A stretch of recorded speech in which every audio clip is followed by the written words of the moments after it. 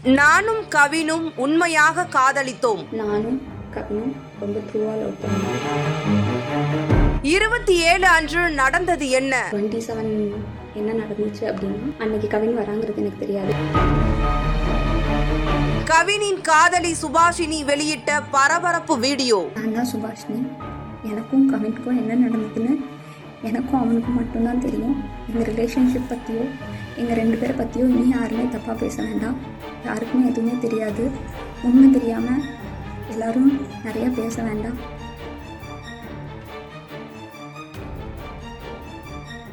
கவினும் சுர்ஜித்தின் சகோதரியும் காதலித்து வந்ததால் கவின் மாற்று சமூகத்தை சேர்ந்தவர் என்பதால் அவருடைய காதலுக்கு பெண் வீட்டில் எதிர்ப்பு என சொல்லப்படுகிறது. இந்த காதல் வேண்டாம் என தனது சகோதரியிடமும் கவினிடமும் பலமுறை கூறியும் அதை இருவரும் கேட்கவில்லை என்பதால் ஆத்திரமடைந்த சுர்ஜித் இது போன்ற ஒரு செயலை செய்ததாக வாக்குமூலம் அளித்துள்ளார். இந்த நிலையில் கவின்குமாரின் உடல் பிரேத பரிசோதனை செய்யப்பட்டு உறவினர்களிடம் ஒப்படைக்க இருந்த நிலையில் அதை வாங்க பெற்றோர் மறுத்துவிட்டனர். சுர்ஜித்தை தூண்டி விட்ட அவரது பெற்றோர் மீது நடவடிக்கை எடுக்க வேண்டும் என கேட்டுக்கொண்டுள்ளனர். இந்த நிலையில் சுர்ஜித்தின் பெற்றோர் இருவரையும் காவல் பணியிலிருந்து சஸ்பெண்ட் செய்து காத்திருப்போர் பட்டியலுக்கு மாற்றப்பட்டனர். அதுபோல் நேற்று இரவு சுர்ஜித்தின் தந்தை சரவணன் கைது செய்யப்பட்டார். அவரது தாயையும் கைது செய்தால்தான் உடலை வாங்குவோம் என கவின் குடும்பத்தினர் போராடி வருகிறார்கள். மேலும் எங்களுக்கு நிதி தேவையில்லை, நீதிதான் வேண்டும் என்று அவர்கள் கேட்டு வருகிறார்கள். இந்நிலையில் கவின் வெட்டி கொலை செய்யப்பட்ட வழக்கு விசாரணையை சிபிசிஐடிக்கு மாற்றப்பட்டுள்ள நிலையில் கவின் காதலித்ததாக கூறப்படும் இளம்பெண் சுபாஷினி வீடியோ வெளியிட்டு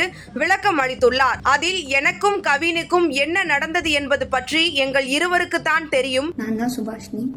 எனக்கும் கவினுக்கும் என்ன நடந்ததுன்னு எனக்கும் அவனுக்கும் மட்டும்தான் தெரியும். எங்கள் ரிலேஷன்ஷிப் பற்றியோ எங்கள் 2 பேரை பற்றியோ இனி யாருமே தப்பாக பேச வேண்டாம். யாருக்குமே எதுவுமே தெரியாது. உண்மை தெரியாமல் எல்லாரும் நிறைய பேச வேண்டாம்.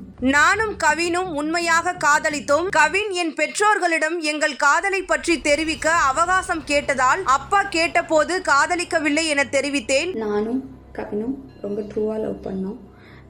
கொஞ்சம் செட்டில் ஆக டைம் தேவைப்பட்டுச்சு. மே 30 அப்போ வந்துட்டு சுஜித்தும் கவினும் பேசிக்கிட்டாங்க. அப்போ அந்த டைமுக்குள்ள வந்துட்டு அப்பா கிட்ட சுஜித் சொல்லிட்டான்.